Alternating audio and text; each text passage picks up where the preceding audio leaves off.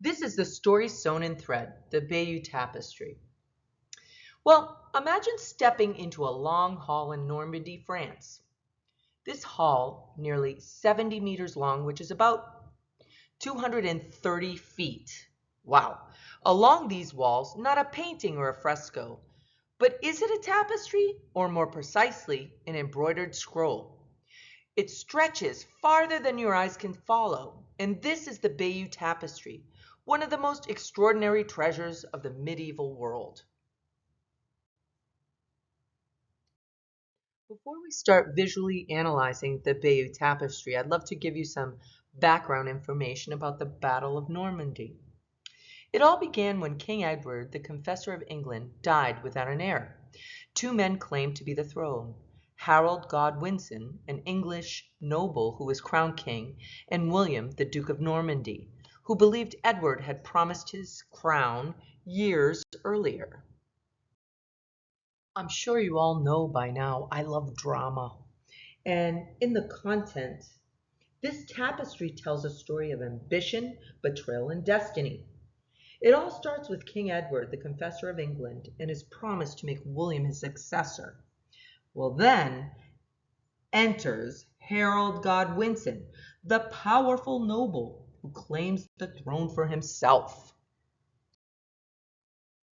As art historians, I'm sure you know how this is going to go. Determined to take what he saw that was rightfully his, William gathered an army in Normandy and crossed the English Channel. The two forces met by the Battle of Hastings on October 14th in 1066. After a long and brutal fight, Harold was killed, and William Norman's forces claimed victory.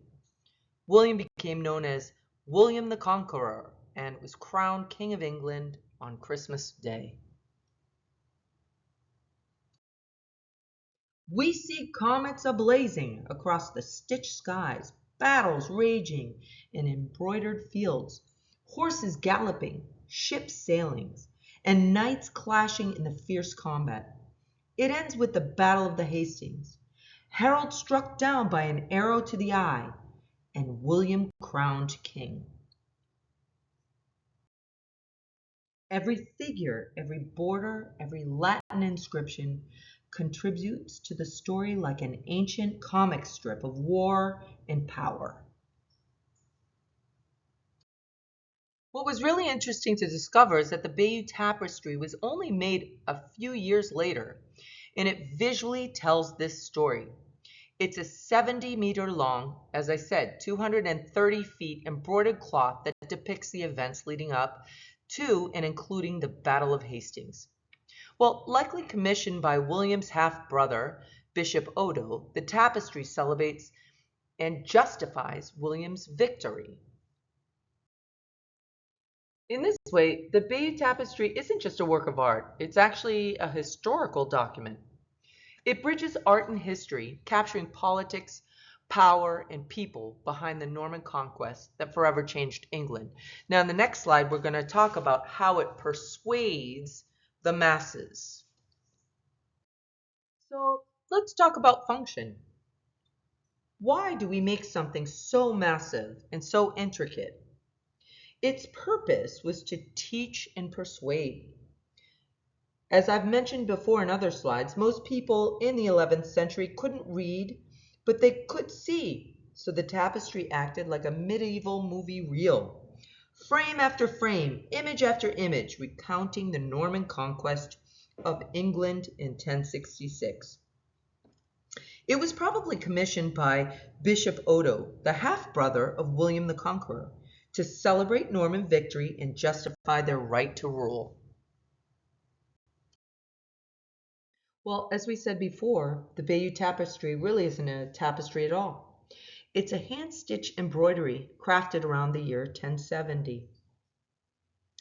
It's done in woolen threads, and these threads are dyed in soft tones of red, green, blue, and gold, and they were stitched onto linen. It runs nearly 230 feet long and about 20 inches high. So every inch of it was made by human hands, a team of artisans.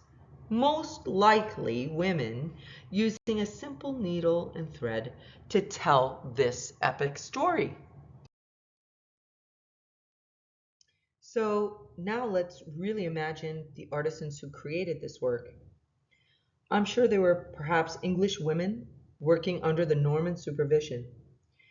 They probably had the very difficult labor of bending over this enormous cloth day after day, and the rhythmic pull of the thread, the repetition of color and form. They probably didn't even realize that they were creating one of the world's greatest works of art. But stitch by stitch, there was a sense of human presence, hands weaving history, quite literally. As I mentioned before, it was created less than a decade after the events portrayed. The Beyeaux Tapestry is both history and propaganda. It was designed specifically to be displayed in the Bayeux Cathedral, reinforcing Norman authority, both to conquerors and the conquered. Yet beyond its political message, it reveals something more intimate, and that is the artistry of medieval life. Through every stitch, we see details of armor, architecture, ships, and everyday garments. It's really a photo, like a visual record of the 11th century, unlike anything else. It is nearly 1,000 years old, and it continues to captivate historians, artists, and storytellers alike. Today, the Bayeux Tapestry still hangs in the namesake town in Normandy. It reminds us that art isn't just decoration, it's documentation. It's the thread that connects memory to meaning and past to present.